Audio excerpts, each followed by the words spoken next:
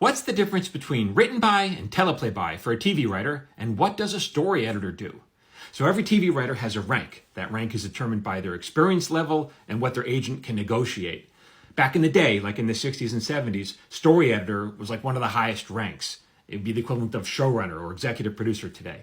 But then rank inflation, I don't know what happened. The industry changed. And today, story editor is literally the second lowest rank of writer. So what does a story editor do today? Well, they stay out of the way and they contribute when they can in meaningful but maybe small ways, and they absorb, they learn as much as possible to try to rise up that rank. There really is a lot to learn. Okay. Now, in every TV room, writer's room, you have a bunch of writers and they come in, they pitch their ideas to the showrunner.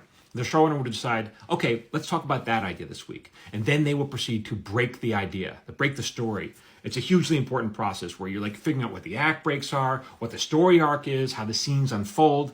And that could take a week. Some people think, writing snappy dialogue. I write snappy dialogue. Who cares?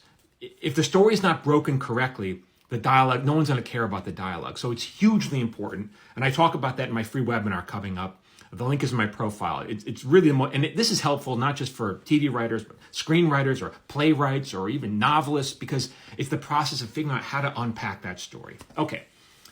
Now, at some point, the showrunner will say, okay, they will assign a writer or a writing team to do more work on it. And that writer will go off and they'll write a beat sheet. Then they'll get notes on it. Then they'll write an outline, more notes. First draft, more notes. Second draft, more notes.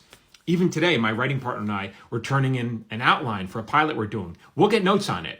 And it doesn't mean we're doing it wrong. It just means the higher ups, people who are also involved, they want to have creative input. And it's easier to give creative input at each step because it's just you're clarifying what's going on. It's really important. It's very collaborative. Now, let's say a writer does the beat sheet and the outline. At some point, the showrunner may decide, I want somebody else to write the first and the second draft.